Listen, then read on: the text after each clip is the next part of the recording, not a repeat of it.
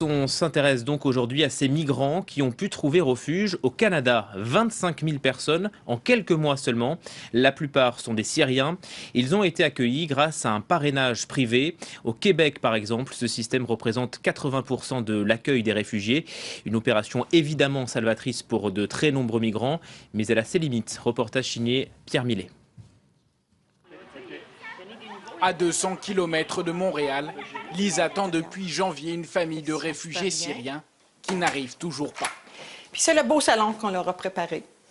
Avec son ami Michel, ils ont entièrement meublé l'appartement. La famille que nous allons recevoir, c'est Robert, Nelly, Peter et Roger. Comme eux, des centaines de Québécois ont décidé de financer l'installation de réfugiés syriens. Une demande telle que les dossiers prennent de plus en plus de temps à être traités. C'est la chambre d'enfants. On a 2 lits simples. Moi, j'ai hâte de les prendre dans mes bras, de leur dire qu'ils sont chez eux, là, qu'ils sont bienvenus chez vous. Là. Et pour nous, on trouve que c'est difficile, mais pour eux, ça doit être atroce, l'attente d'arriver dans un pays de paix. Les 500 $ de loyer mensuel, c'est à la charge du comité d'accueil de la famille syrienne, directement lié à l'église chrétienne locale. Car aujourd'hui, au Québec, 80% de l'accueil de réfugiés est l'affaire de groupes privés, le plus souvent liés à l'église. Résultat, même s'il n'existe pas de statistiques officielles, une tendance s'impose nettement. Ce sont les Syriens chrétiens, pourtant très minoritaires dans leur pays, et non les musulmans qui sont les plus représentés parmi les réfugiés. Alexandre, son épouse et ses 2 enfants sont arrivés il y a 5 mois, parrainés par un puissant organisme chrétien orthodoxe. Son français est encore balbutiant. En Canada, tout dimanche, aller church. En Syrie, il y avait des bombardements et des frappes aériennes. On était obligé de partir. Nous sommes restés 1 an à Beyrouth et 3 ans en Arménie. Chaque fois, c'était compliqué. Puis nous avons eu cette opportunité de venir au Canada. Les voici à l'église arménienne de Sourpagop, dans les environs de Montréal. À la messe ce jour-là, les bancs de fidèles sont pleins.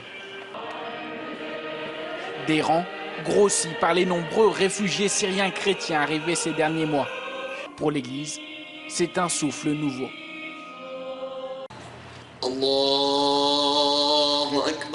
Dans cette mosquée, par contre, parmi les fidèles, aucun réfugié.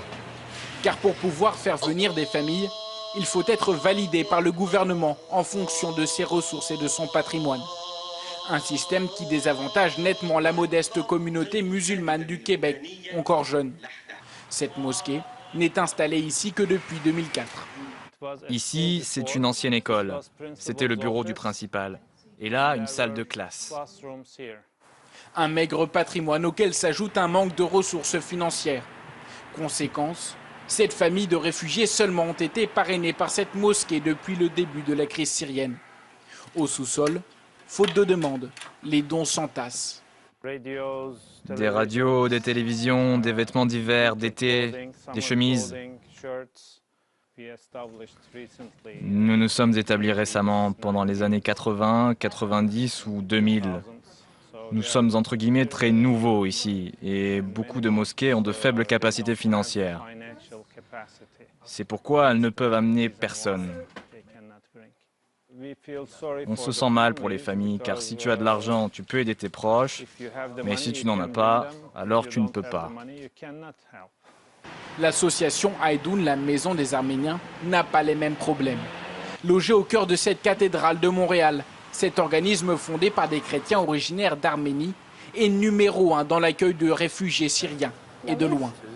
2700 parrainages depuis le début de la guerre. Naïri Tavlian est la présidente de l'association. C'est des personnes d'origine syrienne que nous avons parrainées et qui sont francisées maintenant, qui parlent le français un peu. Tuval Grossik. À quelques exceptions près, les réfugiés de Haïdoun ont tous le même profil. Ils sont chrétiens orthodoxes. Naïri Tavlian se défend de toute discrimination religieuse. La communauté syrienne du Québec est chrétienne. elle n'est pas musulmane. Donc, par exemple, une famille peut appeler sa famille en Syrie pour dire « si tu es prête à sortir, ben, nous avons un moyen de te faire venir ici ». C'est clair qu'il y a une incidence sur le profil des réfugiés que nous recevons. Plusieurs associations dénoncent aujourd'hui ce déséquilibre entre réfugiés musulmans et chrétiens. Elles pointent du doigt un gouvernement qui a trop misé sur le parrainage privé dans le but de tenir une promesse électorale, accueillir 25 000 réfugiés syriens en seulement quelques mois.